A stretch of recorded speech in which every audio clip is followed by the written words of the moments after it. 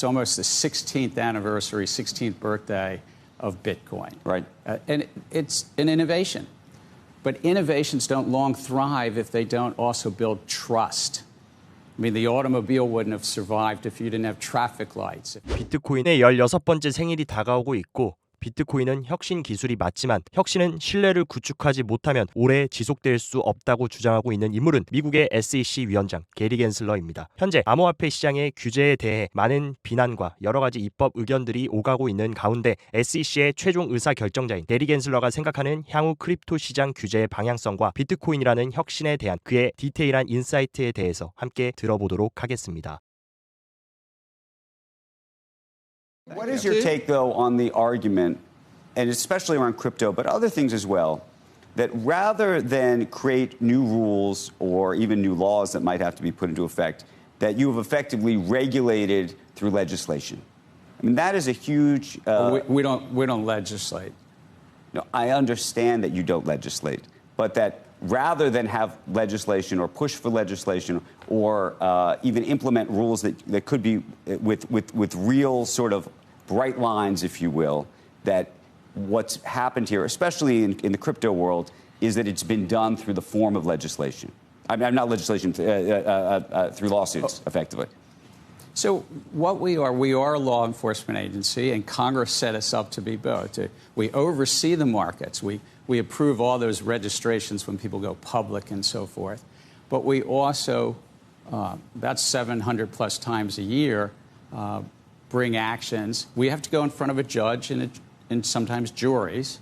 So now it brings it back to this new innovation. And what Satoshi Nakamoto did, we're almost at October, so it's almost the 16th anniversary, 16th birthday of Bitcoin. Right.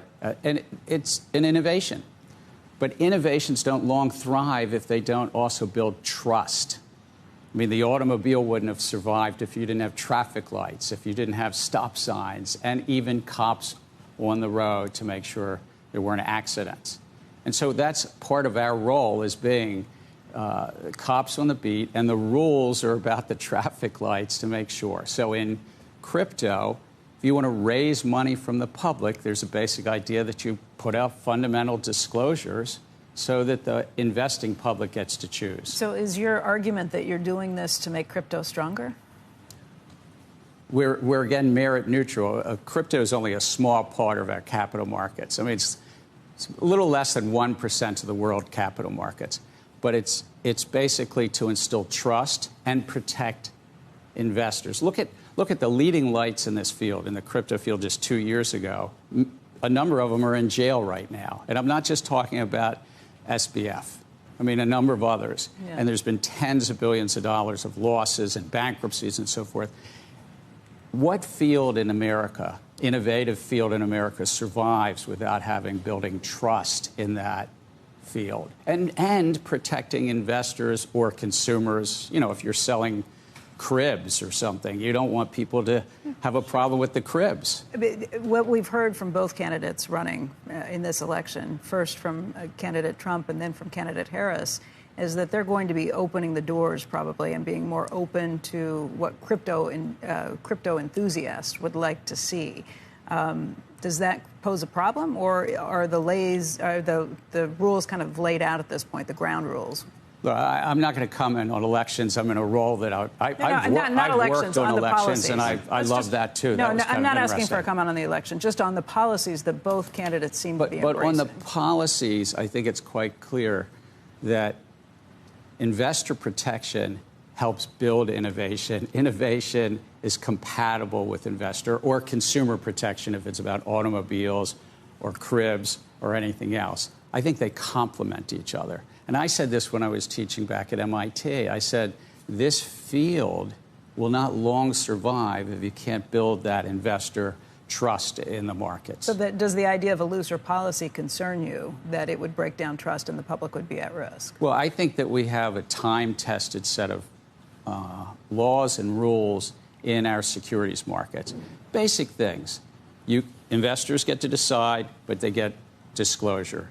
Roosevelt called it the Truth in Securities Act.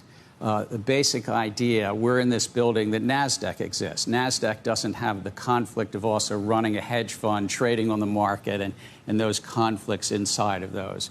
And so it's sort of like ensuring that you get the disclosures and you're protected against, kind of the insiders. But there's some argument to be made that you want this, that actually it would be better if all of this business was happening in the U.S. You talk about an SBF. Obviously, that was taking place in the Bahamas. And, a lot of people were trying to do things in other places. If there was a real regime here that everybody could trust and we had established rules and there weren't these questions about whether you were going to go over the line or you're behind the line, where the line was, would that be better? I think that we do have those rules. So you think those lines exist? Then why do people in the industry say that they don't know what the rules are? Look, not liking the rules is not the same as that there aren't rules. And I think there's a lot that have profited off of the public's interest in this field, but profited without the proper disclosures. And inherently, there's business models that have a lot of conflicts. And we've seen the results of that time in and time again. Outside of crypto and inside of crypto, we see what happens when there's so inherent conflict. So we've got 90 years of experience with this, Andrew. It works reasonably well. We've got the deepest, most liquid capital markets. We're trying to make them more efficient, what we're doing in the equity market. I think you're warming up to top-tier crypto. I don't think you think it's a monolith. I think you think there might be some actual usage or benefit to top-tier crypto. Are you warming up to, do you see that it's probably here to stay and something that could be useful? This is something I said to students 4 and 5 years ago. I know, but you didn't say it to once you were the SEC chairman. No. That this field will not long persist without investor protection or consumer protection. Number two, can it persist? Number two, many of these projects, without prejudging anyone, are tapping into the public's interest to raise money. That's the classic securities sort of protections that you put in place. You can decide to go long or short these projects, but you need the disclosures. And as it relates to Bitcoin, my predecessor and I have said that's not a security. You now have a way that you can actually express that view, buy into that through exchange-traded products, traded on NASDAQ, traded on New York Stock Exchange and the like. Where do you think Bitcoin is going to be in our society 20 years from now? I don't know. I mean, there's 7 billion people around the globe.